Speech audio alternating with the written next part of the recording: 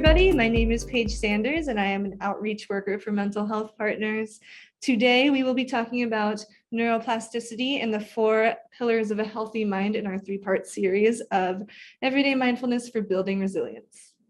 So, neuroplasticity is the brain's ability to modify and adapt to change in both structure and function throughout life in response to experiences.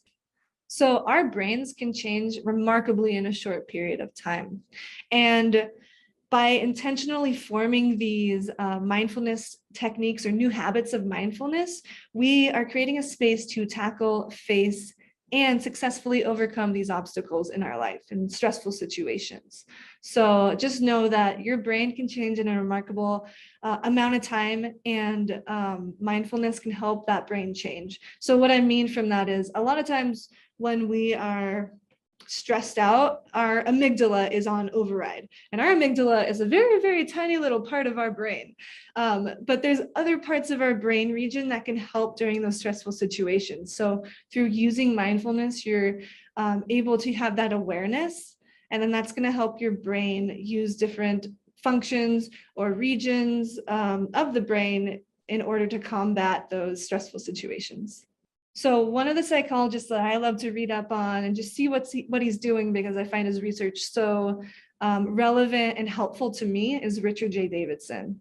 He has dedicated his life to learning about happiness and what makes us joyful and kind, instead of learning about the things that make us fearful or angry. So he's really just dedicated his life to figuring out how to make a healthy mind. He's actually the founder of Center for Healthy Minds. So I encourage you to look it up. There's also an awesome app that helps you with all sorts of different mindfulness-based techniques. But he is the person that has created the foundation for the 4 pillars of a healthy mind, which we are going to be talking about next. So the 4 pillars of a healthy mind are awareness, connection, insight, and purpose. So Richard J. Davidson said, we all need these 4 things in order to have a healthy mind. He brought together the idea of using mindfulness-based techniques to help improve these 4 pillars of a healthy mind. So awareness is our capacity to focus our attention on the present moment. It's our capacity to be aware of what's going on around us. And so his idea is we need to be present in life. We need to be able to be aware of all these situations around us in order to know what to do next in a positive and more healthy way for our minds.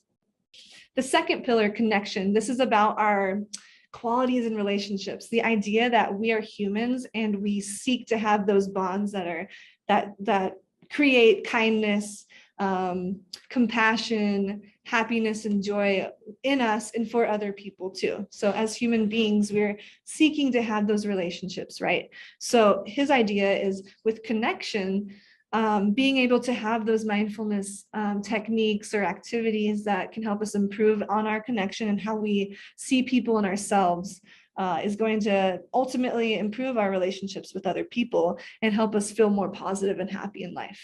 So the third pillar is insight.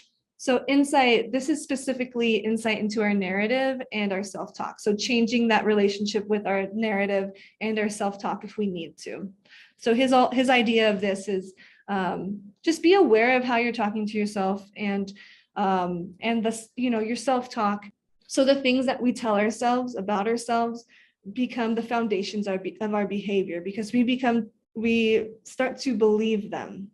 So just being able to understand if you need to change your relationship with your self-narrative. Is it positive? Is it helping you during stressful situations, or are you putting yourself down? And the 4th pillar of the 4 pillars of a healthy mind is purpose. So this is just like connecting with your deeper motivations and your deeper values and insights, understanding what you as a person in life need to feel motivated and passionate in life. So these 4 pillars of a healthy mind, which are, awareness, connection, insight, and purpose, they are going to help us improve our minds and create a more healthy mind for us. And with our mindfulness-based techniques, we can choose a specific activity or technique that can improve on one of these pillars. So ask yourself, What am I doing that's inhibiting me from building a healthy mind? Is it something in the awareness pillar or the connections pillar or insight or purpose? And by asking those questions and really just becoming the investigator for yourself and figuring out, like, how can I have a healthy mind?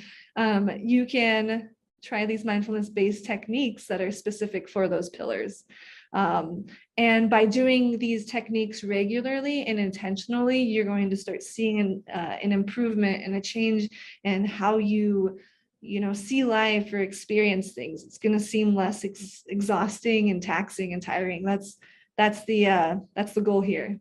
So in the next video of our 3-part series for everyday mindfulness for building resilience, we will actually be trying some mindfulness-based techniques that are specific to these pillars of awareness, connection, purpose, and insight.